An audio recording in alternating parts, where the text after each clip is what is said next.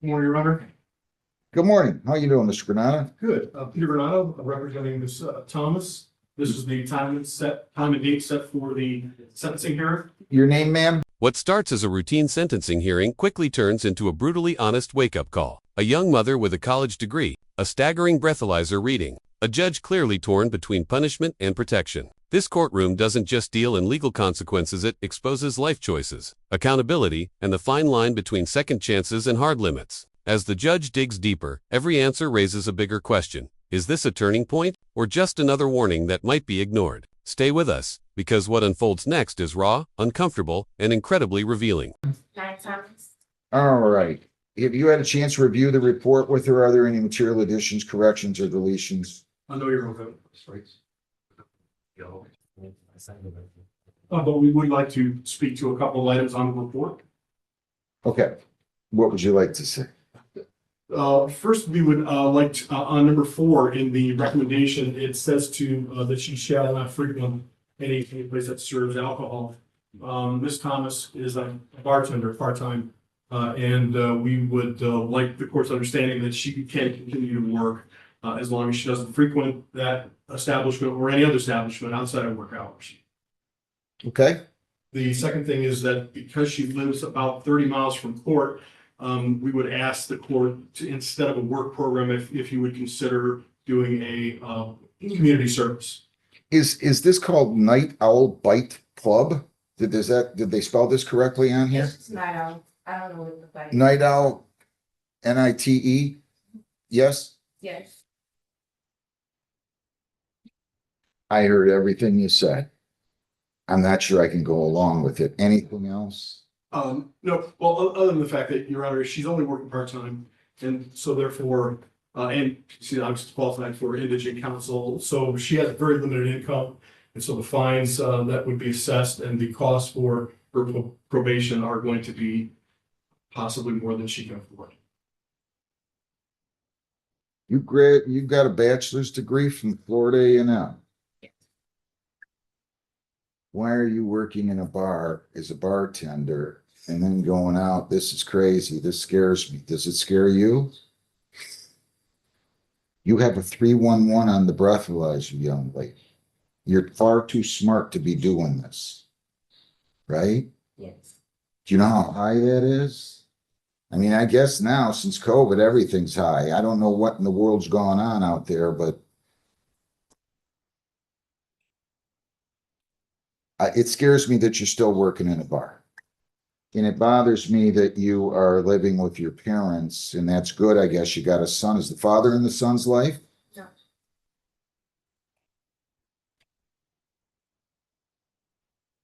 Collect child support from him? Trying to, but the case is kind of going on and it should be. Where does he work? I believe he just got out of jail last month. Nice. Well, what's a smart girl like you doing with somebody like that?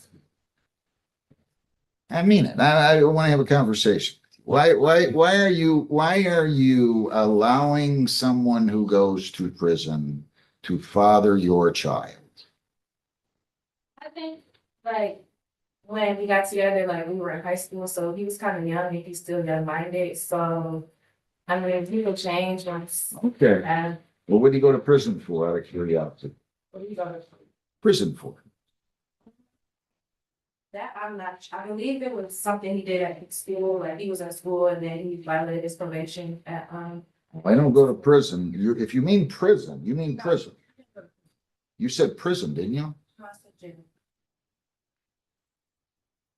I thought you said prison. Okay. You've been going to AA. Let me see your AA attendance. Yes, sir. She's gone, She's been gone 4 times since November 5th, so at least 6 times. 5 times? Fair enough. I trust you, Mr. Granada. Take that back. You on the sober link? You blowing into that? Do you have any positive blows? They haven't called me and I don't know if I haven't drank since. Okay, so because I mean, to me, you seem like a really nice lady, and you're not acting like it. You're just not acting like it. I mean, you've got an attempt check, no account. You pled guilty to back in April. Retail fraud, you pled guilty to back in April. You got a bench warrant in Pennsylvania for shoplifting.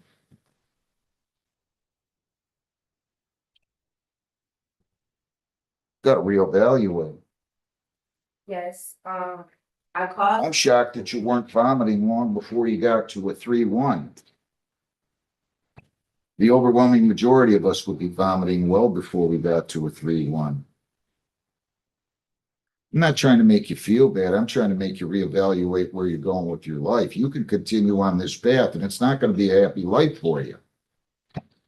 It's just not. If you continue on this little excursion that you got going here, am I making sense or not? Am I just an old man that you just don't, he doesn't understand? No, And you're making sense. I just feel like, well, the Pennsylvania charge, I was taking care of that. I don't want you to talk about that because you're still not convicted, and I don't want you to say anything against your interests. So Okay. And the conviction from April, the conviction from April was something back in 2020. So I was just recently out of high school, and that was something. why'd you wait until 25 to take care of it? You didn't show up in court? I had moved to Florida, so I went to school. I didn't know I know. I was Did supposed any- to be going to court, and I had paid the warrant, and then I didn't know I was supposed to be going to court You after. got a bachelor's degree. Yes. I mean, come on. I mean, that was my first time. I didn't know I was supposed to be going to court after I paid for it. You get what I'm saying. I'm not trying to quarrel with you. You got a bachelor's degree and you are acting like a criminal right now. And I hate to say that because you seem like such a nice kid, to be honest with you. But you can't do this. You want to do this, it's just a ramp to unhappiness. I mean, if somebody showed me this, I would just say this person's not going to be happy unless they do a 360 pronto. That's all.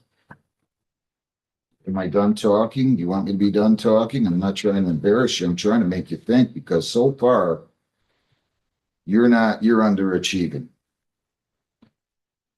One thing we should all try to do in our lives, in my view, is try to not underachieve, try to overachieve. Like if the best I could do was salt in the fries at the local fast food restaurant, hopefully someday I'd at least become an assistant manager. And right now, you have a lot more talent than the salt fries any place or be an assistant manager at a fast food restaurant and you're squandering it. And it's going to get harder, not easier. Are we with one another? Yes. Is there anything else you want to tell me? Go ahead. I feel like I've just been learning like day by day, like even going to the AA meetings, it's been helping me like realize like I don't need the alcohol, and then it's just been helping me like I don't want to say progress. Well, they do say in there like go for progression, not perfection. So I do feel like I have been progressing like day by day, taking it step by step. So I don't want to say like I'm a failure, but I do feel like I am. Well, don't feel like you're a failure. You can't go back and undo anything you've done. You can change how you're acting going forward. So that's a good thing. Right? I think that's a great thing. If you seem sincere, I believe you. Let's turn it around, okay? All right? 18 months probation. I can't go along with this 12 months stuff, not with a 3-1. You cannot leave the state without the consent of the court. You cannot violate any law or ordinance. If you change your address, place of employment, or home telephone number, you must notify probation. You have to report as direct. No alcohol, no marijuana, no illegal drugs. You're not to purchase, possess, or consume any one of those. You're to submit to chemical testing, PBTs. And by the way, I'm going to let you continue your employment at the Night Owl Club. I'd really think that you should consider other lines of work, to be honest with you. I mean, I had the only reason why is because I had those warrants that I previously had. I'm just telling you. When somebody has a 3-1, the last place they should be working in is a bar. I'm not going to stop you from making a living, but I'd suggest you strongly consider getting out of there and getting a regular job that's going to help you build a career. You don't strike me as the type that you were going to Florida A&M. You weren't saying, I'm going to go to Florida A&M and get a bachelor's degree so I could be a part-time bartender. I know you didn't do that, right? Okay, so let's do that. I'll let you continue the employment. Kratom, poppy seeds, and CBD oils are prohibited. Consuming food or other items containing those substances will be deemed a violation. You're to submit to chemical testing, PBTs, and ETG tests. I'm going to make that bi-weekly.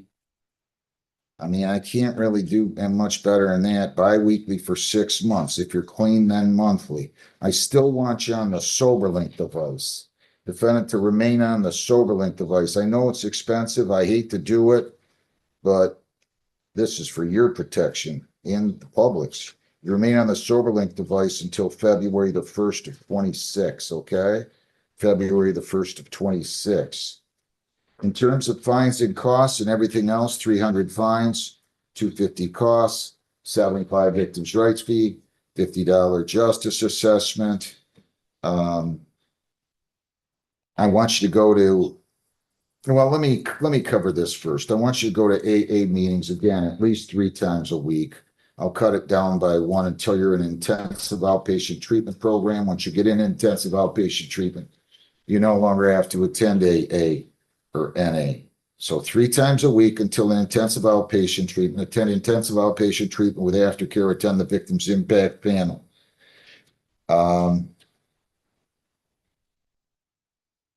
The court work program, I hate to make you drive 45 minutes, but I'm not letting somebody just do community service that had this high of a breathalyzer. So I'm going to order 5 days jail credit, 1 serve 4. I'll let you serve through 1 of those by way of community service. 1 day, 8 hours community service. You can do that at any nonprofit organization by January the 10th of 26. You're to serve 3 days on the court work program. There's a $35 a day charge for that for a total of $105. Pay fines $300, as I said, cost you $50, 75 victims' rights fee, $50 justice assessment. So your fines and costs amount to $675. Screening fee is $60 for $735. Probation fees are $360 for $1,095. You have to pay $225 for cost of recovery. So your total there amounts to $1,320. If you violate, your probation could be revoked. You could be incarcerated for 93 days. You have 21 days to appeal, 14 days to apply for a court-appointed lawyer. I'll be happy to set you up on a payment plan. You can tell me how much you can afford to pay weekly or bi-weekly, whatever the case may be. Judge, I got a different total. Okay, thank you. What do you have? 1425. You know why? I must not have added in the court work program fees. Thank you very much. 1425. Yes, that's exactly what I did. I didn't add those in. So 1425.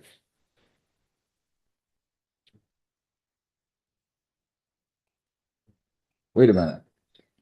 15. 675, 785, 95, 95, 1195, 1220. You know what, Lisa? I think it's 1325. Let's go over these. I got 300 fines, 250 costs, 75 victims' rights fee, $50 justice assessment. So that should be 675. The screening fee, 60 for 735. Probation fees. You're right.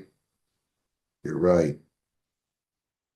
That's 11. You're right. 1425. You tell me how much you can pay bi-weekly or weekly, as the case may be. I'm going to let you pay $65 bi-weekly. How's that? And we'll start that beginning on December the 8th. Is that good? If you don't have the money, you call the court. We'll come in here on or before the due date, 8:30. I'll be glad to give you an extension. I don't care how many times we have to do that. You got a kid, you got Christmas coming up. I believe you're going to do a lot better. I certainly hope so, because I know you've got it in you. Judge, can I just add one request? Can Ms. Thomas come back after 9 months And if Yes. she's compliant. Yeah, if you've taken care of everything and there's been no violations in the preceding 90 days, then you can come back and petition in 9 months and you'll be discharged. Okay? Thank you, Judge. I wish you well. You're a nice lady. Act like it. Just kind of confused about the, What part? so you want me to come up here once a week? No, 3 times. They're gonna schedule you probably on 3 Saturdays or 3 Wednesdays. It depends. One. I can't in good conscience give somebody who's got a 3-1 the community service. Just can't do it. Okay? But they'll spread them out for you. You go talk to them. If you have a problem, come back and talk to me, okay? Good luck to you. Wish you well. Morning, John. How you doing, Mr. Boyd? Very good. Your name? Robert Thomas Boyd. Okay, so I'll give you a lawyer if you want one. This, Thank you. you gave your right to a lawyer? Yes. You're here for a review hearing. Please tell me you did something with the property. Oh, yes, sir. I got a big trailer full of stuff out of there. Did you? Yeah. A big trailer. 6.5 feet high, 8 feet long, wide, and 8 feet long. Did you get everything out of there? Not everything. No. He's supposed to bring me another trailer when he dumps out. I know, but did they take the whatever debris you put in the trailer and remove it? The guy's taking it out there today. Good morning, Your Honor. Caitlin Floyd, Potter, Brownstown Township. Ah, so I said, do I dare call this case? What have they done? Go ahead. Sure, Ordinance Enforcement Officer Rob Harris went by the property yesterday. He advised that the dumpster was full. The garage, trailers, boat, cars, junk, and debris were still evident from the street. He did go into Township Hall and obtained a demolition permit application. However, he's never filed that, nor has he gotten a demolition permit. Well, I don't need it, Your Honor, until I get ready to demolish it. I'm pulling everything out of that garage, the cabinets and all that stuff. So, when I demolish it, it'll come down easy. So, I didn't know if there was a time limit on the demolition permit.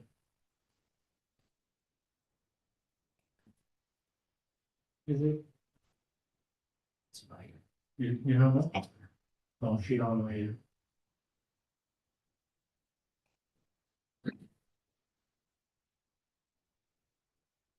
He's supposed to bring me back another trailer today.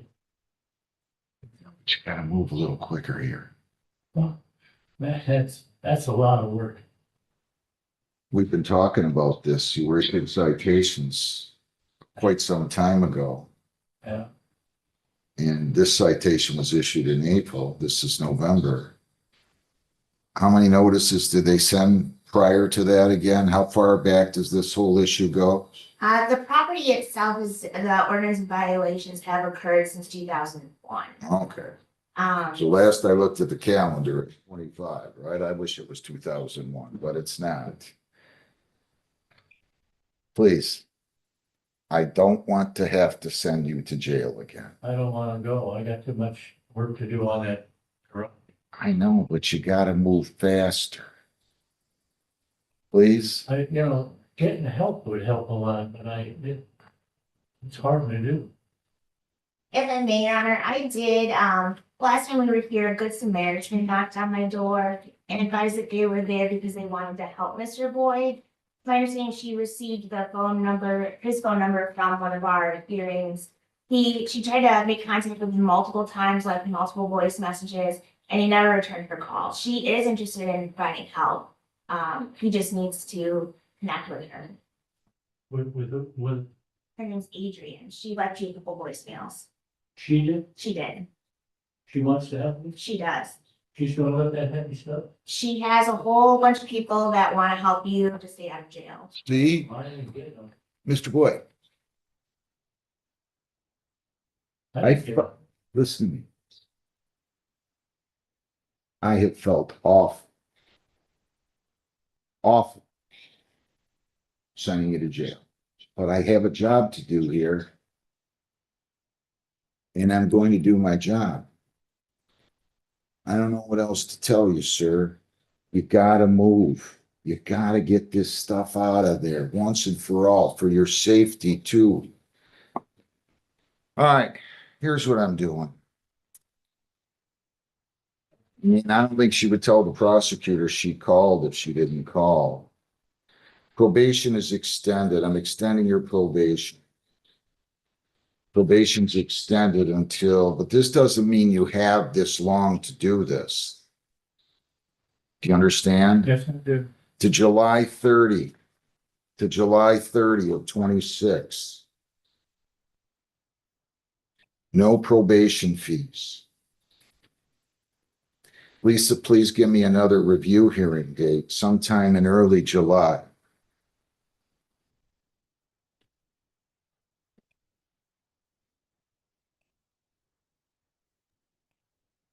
I'm looking. Hang on one second. Take your time. I'm going to set another July 1st at 9 o'clock.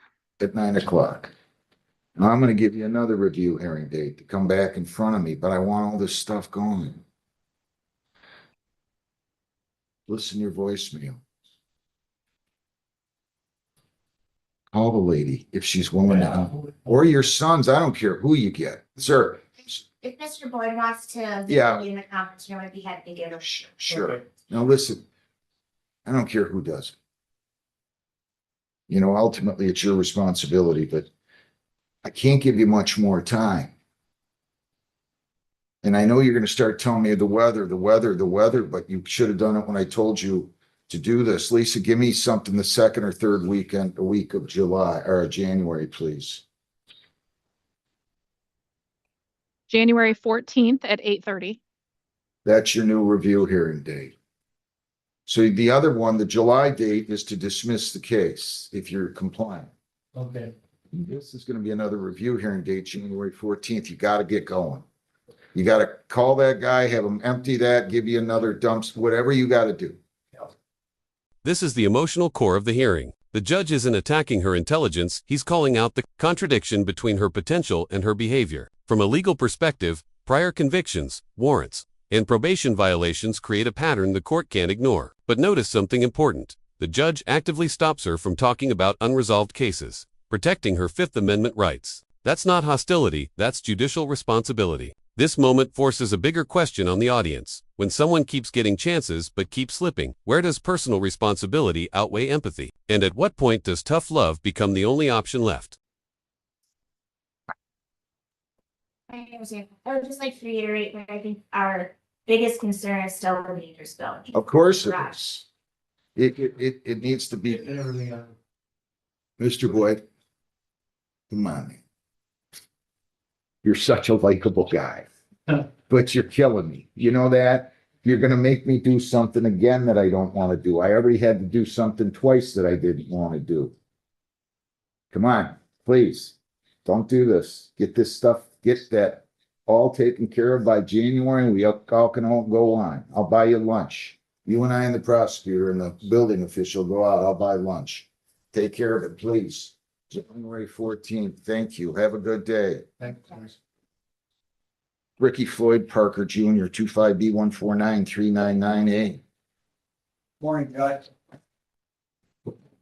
Good morning, Mr. Youngs. By the end of this hearing, the court strikes a careful balance between accountability and opportunity. The judge imposes 18 months of probation, strict sobriety monitoring, financial penalties, treatment requirements, and jail credit while still leaving the door open for early discharge if compliance is proven. This isn't about humiliation. It's about intervention before the consequences become irreversible. The broader message is clear. The justice system can offer structure, but real change has to come from the individual. If you found this case as intense and eye-opening as we did, hit that like button, share your thoughts in the comments, and don't forget to subscribe for more powerful real-world courtroom breakdowns.